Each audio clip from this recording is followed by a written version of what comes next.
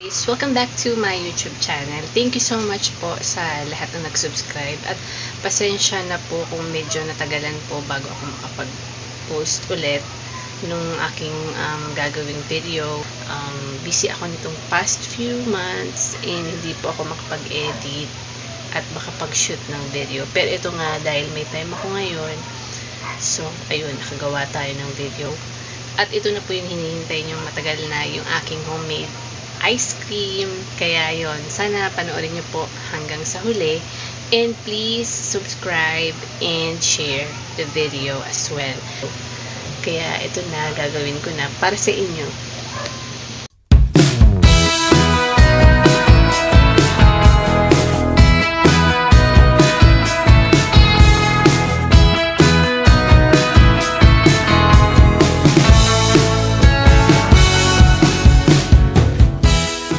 Magluluto. Yan. Ito yung ingredients. Palabok or cornstarch. Ano ito, bebe? Ano ito? Last kayo ba? Ito yan ay 143 grams. 143 grams. Then ito. Ito, mabilis pa ito. 190 grams. Okay. grams. Water. Para sa... Look at that! Mama, oh! Para dito sa palabok. Oh! Ube yan, ube. And then, 1 cup sugar. Sugar. At ito, 1.5 tubig ha. Tubig, hindi Sprite. Ito, disposable cups. Yan. Si Vladimir. Ikaw na, Vladimir, nagawa niyan, Bibi. Ha? Yan. Wow! Ako talaga.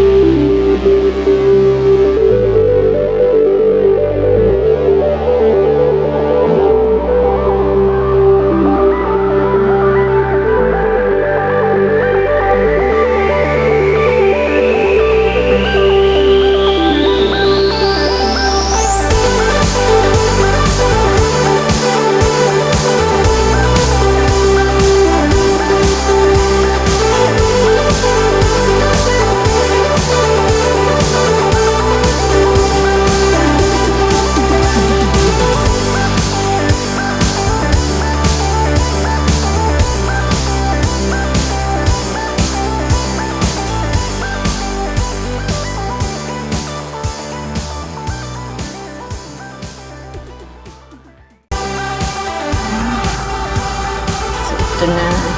Papalamigin lang natin. Mainit pa siya. Ang bango. Bango ng amoy.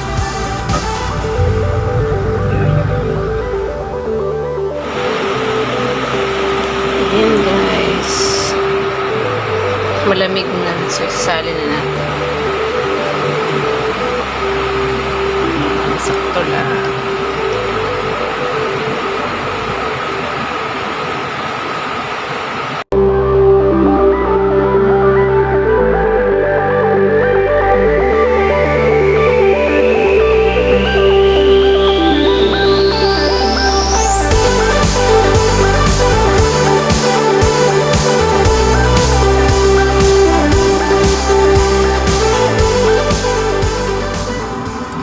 Guys, chill lang natin siya ng 12 to 15 hours and yan, tingnan natin kung ano yung finished product after that.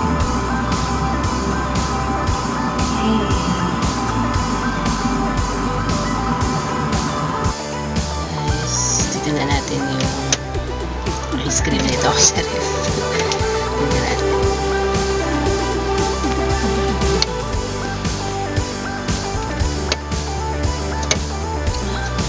Frozen na sila.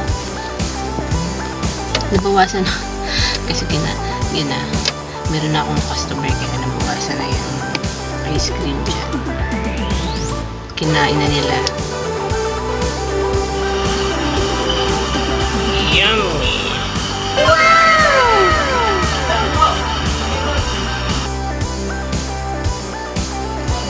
Wow! Sarap ng ice cream! Yan, kinain na ni Vlad yung nasa kutsara. This is my own ice cream.